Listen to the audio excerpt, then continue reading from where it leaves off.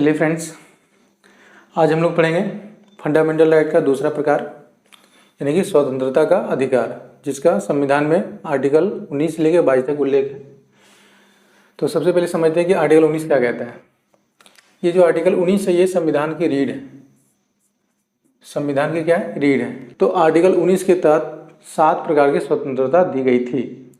क्यों बोल रहे दी गई थी? क्योंकि वर्तमान में अभी 6 प्रकार की स्वतंत्रता है। एक स्वतंत्रता जो है वो समाप्त कर दी गई। तो एक एक करके समझते हैं। तो पहला जो स्वतंत्रता है 19 का 1, इसमें क्या? अभिव्यक्ति की स्वतंत्रता। अभिव्यक्ति का मतलब क्या हुआ? हमें कुछ भी व्यक्त करने की यानी अपना जो एक्सप्रेशन है वो दिखाने की स्वतंत्रता है। किसके तहत? तो कुछ भी बोल सकते हैं, बोलने की स्वतंत्रता है, हमें पूछने की स्वतंत्रता है, जिसे आरटीआई के तहत जो लाया गया था 2005 में। झंडा लहराने की स्वतंत्रता है, हमारा जो तिरंगा है अपना उसे लहराने की स्वतंत्रता है। पुतला जलाने की, प्रेस की स्वतंत्रता, मौन धारण करने की स्वतंत्रता इत्यादि, ये सभी स्वतंत्रता हमें दी गई किसके साथ? 19 के 1 के तहत। इसी को एक कॉमन शब्द में क्या कहते हैं? अभिव्यक्ति की स्वतंत्रता हमें दी गई है। लेकिन यहाँ पे इस बात का ध्यान रखा जाता है कि देश की एकता और अखंडता, साथ ही साथ सुरक्षा और सार्वजनिक नैतिकता जो होती है, सार्वजनिक जो हमें अपने देश के प्रति जो सार्वजनिक यहाँ पे नैतिक गुण जो हमें रखना चाहिए, उन सभी का, और न्यायालय के द्वारा जो भी आदेश या निर्देश दिया जाता है वो सभी, और विदेशी संबंध, किसी दूसरे के साथ जो संबंध है दूसरे देश के साथ, उन सभी का उल्लंघन नहीं होना चाहिए। यानी हमें इस तरह बोलना है, इस तरह पूछना है, इस तरह झंडा लहराना है कि इन सभी के कारण जो है देश की अखंडता का उल्लंघन ना हो, देश की सुरक्षा पे कोई सवाल ना उठे, देश की सुरक्षा को कोई खतरा ना हो, सार्वजनिक नैतिकता बनी रहे, साथ ही साथ क्या न्यायालय का जो निर्देश है वो अभी क्या हो, उसका भी पालन हो, और विदेशी संबंध का उल्लंघन ये सभी का नहीं हो। तो ये हमारा कहता है 19 का 1। 19 का 2 क्या कहता है कि अभिव्यक्ति की जो स्वतंत्रता है, तो हमें सभा करने की भी स्वतंत्रता है।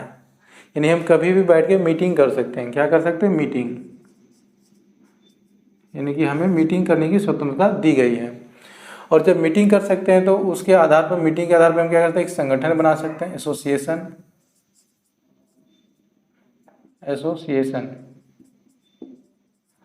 आर्टिकल 19 के 3 के तहत जो है हमें संगठन बनाने की स्वतंत्रता दी गई है। यानी हम कोई भी अपना संगठन बना सकते हैं और उसे अपने देश के अंदर क्रियान्वित यानी उसके द्वारा कार्य, समाज की भलाई के लिए कार्य कर सकते हैं कोई भी संगठन बना के। तीसरा जो इसका, ये चौथा जो इसका दिया गया है स्वतंत्रता, हमें स्वतंत्रता के अधिकार में ही आर्टिकल 19 के तहत जो 6 प्रकार की स्वतंत्रता है उसमें से चौथा जो है वह है संचरण करने की स्वतंत्रता। यानी कि हम अपने देश में कहीं भी घूम फिर सकते हैं।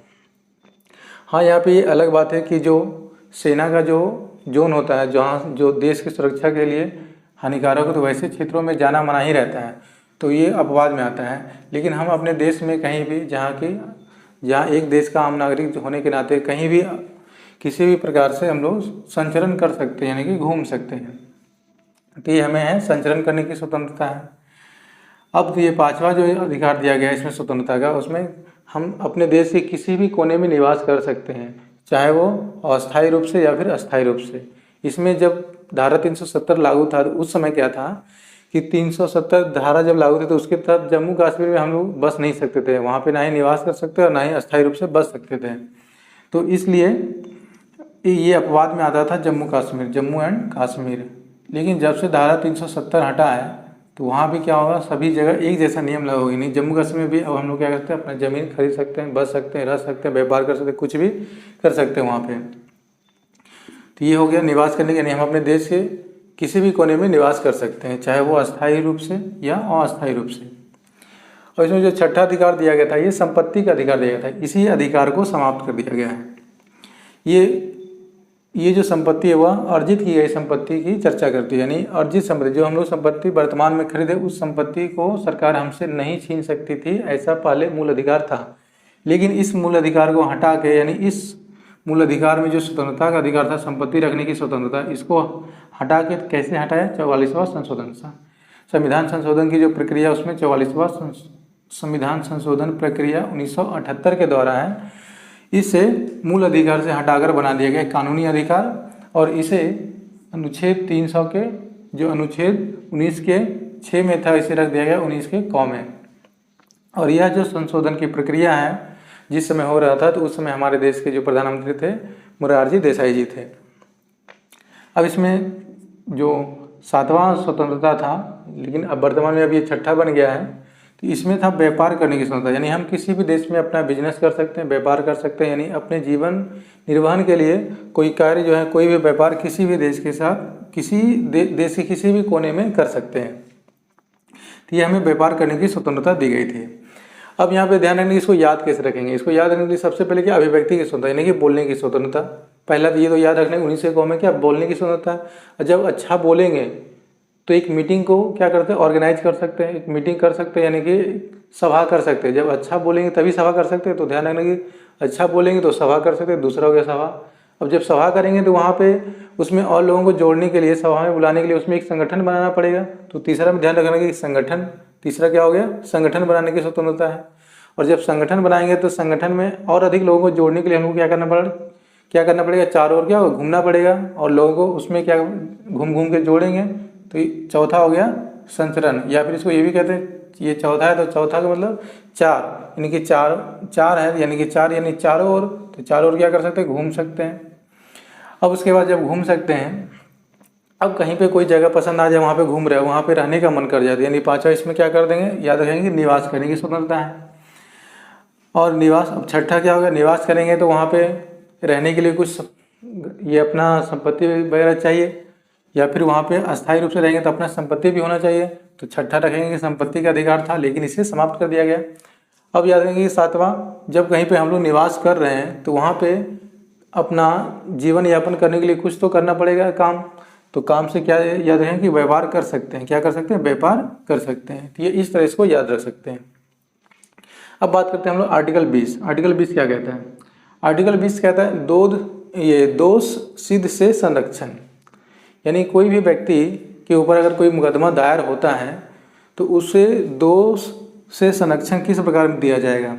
तो इसमें ये इसका पहला तर्क ये है कि इसमें कोई भी व्यक्ति तब तक अपराधी नहीं माना जाएगा जब तक कि उसे कोर्ट साबित नहीं कर दे, यानी कि उसके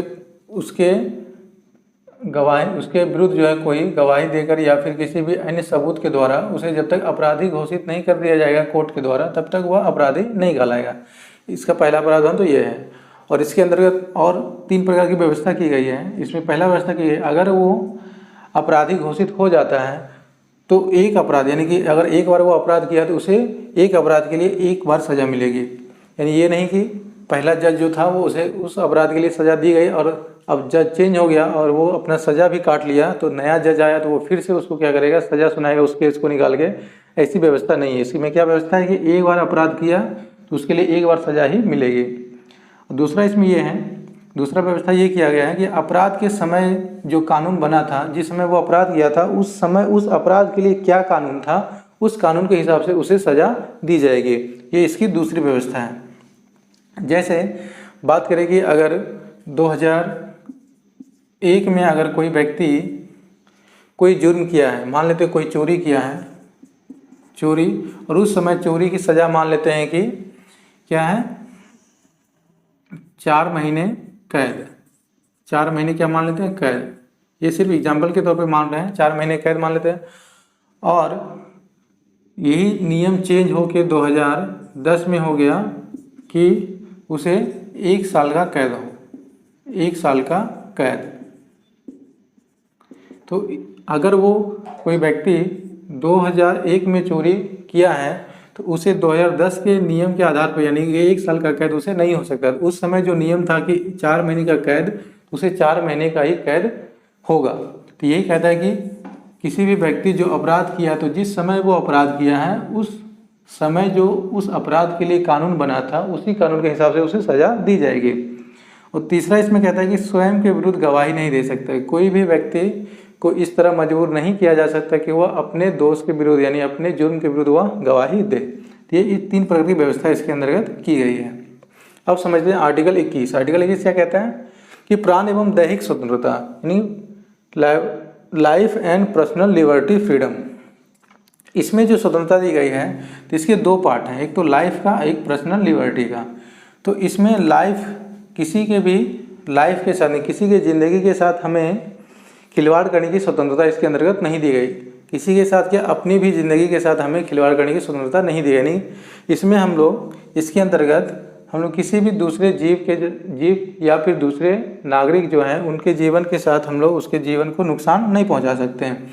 इसी के अंतर्गत जो है पर्यावरण प्रदूषण पर रोक लगाया गया है। अगर पर्यावरण प्रदूषण होगा तो वह क्या होगा, दूसरे जीवों के जान के लिए खतरा है, इसलिए इसके तहत पर्यावरण प्रदूषण पर रोक लगाया गया है। साथ ही साथ स्वास्थ्य अधिकार, यानी कि इसमें इस आर्टिकल के तहत प्रत्येक व्यक्ति को अपने स्वास्थ्य का अधिकार दिया गया है। साथ ही साथ इसके तहत आत्महत्या पर रोक, यानी कि हमें दूसरे के जीवन को खत्म नहीं करना है, साथ ही साथ अपना भी जीवन खत्म करने का अधिकार नहीं है। यानी कि इसके तहत आत्महत्या पर भी क्या गया है, रोक लगाया गया है। अब इसका दूसरा जो खंड है पर्सनल लिबर्टी, इसके अंतर्गत बात करें तो इसमें किसी भी व्यक्ति को एकांतवाद यानी कि अकेले रहने की स्वतंत्रता, या फिर चाहे वो थोड़े समय के लिए हो या ज़्यादा समय के लिए एकांत रह सकता है, और वह विदेश यात्रा यानी कि विदेश यात्रा करने की भी स्वतंत्रता उसे प्राप्त है। दूसरा स्वतंत्रता बात करें इसमें निजता का अधिकार यानी कि प्राइवेसी, यानी किसी के भी हम लोग निजी जानकारी को उसके मर्जी के बगैर हम लोग प्राप्त नहीं कर सकते हैं। अगर ऐसा करते हैं तो यह क्या है, जुर्म होगा, और वह इस आधार पर आर्टिकल 21 से उल्लंघन होगा, और इसके आधार पर वह सुप्रीम कोर्ट या हाई कोर्ट जा सकता है। तो ये हमारा रहा आर्टिकल 21। और इसी में आर्टिकल 21 का इसमें क्या कहा गया कि 6 वर्ष से कम बच्चों का स्वास्थ्य और 6 से 14 वर्ष के बच्चों का मुफ्त शिक्षा का प्रावधान जो है वह भारत सरकार करेगी। और यह जो संशोधन किया गया, पहले जो शिक्षा का अधिकार था, यह जो नीति निर्देशक तत्व है, नीति यानी DPSP, यहाँ पे लिखता हूँ ये साइड, DPSP यानी कि नीति निर्देशक तत्व, directive principle of state policy, इसका एक फुल फॉर्म होता है। और इसका हिंदी में समझे तो नीति निर्देशक तत्व। तो पहले जो शिक्षा का अधिकार था वह नीति निर्देशक तत्व के अंतर्गत रखा गया था, और वहाँ से उठा के मूल अधिकार में डाला गया 86वां संविधान संशोधन 2002 के तहत। इसके तहत क्या कहा गया कि 6 वर्ष से अगर छोटा बच्चा है तो उसके स्वास्थ्य का जो सुख सुविधाएं जो होगी, स्वास्थ्य के लिए जो सुविधाएं होंगी वह कौन मुहैया कराएगा, भारत सरकार यानी सरकार मुहैया कराएगी। और 6 से 14 वर्ष के बच्चों को मुफ्त में शिक्षा भी सरकार के द्वारा दी जाएगी। तो ये रहा आर्टिकल 21 का प्रावधान। अब हम लोग समझते हैं आर्टिकल 22, क्योंकि फंडामेंटल का राइट जो था स्वतंत्रता का अधिकार 19 से 22 तक है, तो 22 हम लोग समझते हैं। ये गिरफ्तारी और निरोध से संरक्षण है, यानी कोई व्यक्ति का जब गिरफ्तारी होती है या कोई उसे हिरासत में लिया जाता है तो उस समय उससे क्या क्या संरक्षण प्राप्त है, उसकी चर्चा आर्टिकल 22 में है। निरोध को हम लोग डिटेंशन बोलते हैं, यानी कि ये गिरफ्तारी और निरोध से संरक्षण का मतलब हो गया protection against arrest and detention. तो यहाँ पे जो गिरफ्तारी के लिए जो और या निरोध के लिए जो संरक्षण दिया गया हिरासत में लेने के लिए, तो ये निरोध यहाँ पे 2 प्रकार का होता है। एक तो होता है दंडनात्मक निरोध यानी कि पुनिटिव डिटेंशन, और एक होता है निवारक निरोध जो कि होता है प्रिवेंटिव डिटेंशन। अब इसको समझते हैं अलग अलग ये क्या है कि दंडात्मक निरोध का मतलब है कि जब किसी व्यक्ति को अपराध करने के बाद गिरफ्तार किया जा रहा है तो उस कंडीशन में उसका वो कहलाएगा दंडात्मक निरोध, और अपराध करने से पहले अगर गिरफ्तार कर रहे हैं तो उसको कहेंगे निवारक निरोध, यानी अपराध करने से पहले उसको रोक रहा है। तो इसमें क्या होता है, इसमें जो पहला प्रावधान है कि जब हम लोग इसके तहत किसी को गिरफ्तार करेंगे तो सबसे पहले क्या होगा, उसको वारंट दिखाना पड़ेगा। नहीं, हम लोग जब गिरफ्तार करने आता है तो वारंट मांग सकते हैं। वारंट क्या है, वारंट का मतलब वह कारण, किस कारण वह गिरफ्तार कर रहा है, तो वारंट चाहिए। लेकिन ये अगर नॉर्मल जुर्म है तो इसमें वारंट दिखा सकता है, लेकिन अगर कोई बड़ा जुर्म कर दिया तो उसमें वारंट नहीं बल्कि डायरेक्ट भी गिरफ्तार कर सकता है। और इसमें दूसरा प्रावधान है कि उसे अगर गिरफ्तार किए हैं तो 24 घंटे के अंदर उसे मजिस्ट्रेट के पास यानी जज के पास क्या होगा, प्रस्तुत करना होगा। इसमें ध्यान रखना कि इसमें आने जाने के समय और छुट्टी का दिन काउंट नहीं होता है। और तीसरा इसमें प्रावधान किया है कि इसमें कोई भी व्यक्ति अपने पसंद का वकील रख सकता है, और अगर वह अपना वकील रखने में समर्थ नहीं है तो उसे सरकारी वकील मुहैया कराएगी। अब निवारक निरोध में बात करें तो इसमें जो रखा गया है कि किसी भी व्यक्ति को अगर हिरासत में लेते हैं गिरफ्तार करने से पहले तो उसे अधिकतम 3 मंथ तक ही गिरफ्तार में, अधिकतम 3 मंथ के लिए उसे हिरासत में ले सकते हैं, 3 मंथ से ज़्यादा नहीं। अगर 3 मंथ से ज़्यादा लेना होगा तो उसके लिए क्या होगा, बोर्ड से परमिशन लेना होगा, और उस बोर्ड में कौन शामिल रहेगा, तो हमारे जो सुप्रीम कोर्ट के जो जज होंगे वो सभी बोर्ड में शामिल रहते हैं। तो उनके द्वारा अगर परमिशन दी जाती है तभी उसे हम लोग 3 महीने से अधिक तक हिरासत में रख सकते हैं।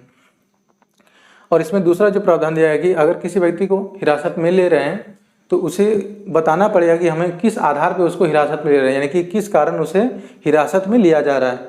लेकिन कभी कभी देश की सुरक्षा की दृष्टि से नहीं भी बताया जाता है, तो यहाँ पे दोनों रीजन होता है, बता भी सकता है और नहीं भी बता सकता है। तीसरा जो है इसका प्रावधान दिया है इसमें कि निरोध आदेश के विरुद्ध प्रतिवेदन, यानी कोई व्यक्ति को जब इस निवारक निरोध के तहत अगर हिरासत में लिया जाता है तो वह अपने 3 महीने होने के बाद वह अपने निरोध, यानी कि उस पर अगर फिर से अगर अगले 3 महीने के लिए अगर उसे हिरासत में वापस से उसको जारी रखता है तो उसके प्रति वह प्रतिवेदन कर सकता है, यानी कि उसके प्रति वह शिकायत कर सकता है और उसकी शिकायत को सुना भी जाएगा। तो ये हमारा रहा आज का स्वतंत्रता का अधिकार। इसमें ध्यान रखना है कि जो आर्टिकल 20 और 21 है इस पर कभी भी किसी भी स्थिति में रोक नहीं लगाई जा सकती है। कभी भी कहने का मतलब ये हुआ कि जब आपातकाल की स्थिति आती है, यानी देश में आपातकालीन स्थिति आ जाती है, तो उस समय हमारे मूल अधिकार को प्रतिबंधित कर दिया जाता है, नहीं रोक दिया जाता। लेकिन उस कंडीशन में भी आर्टिकल 20 और आर्टिकल 21 में जो हमें स्वतंत्रता प्राप्त है या इसके तहत जो हमें अधिकार प्राप्त है उस पर रोक नहीं लगाई जा सकती है।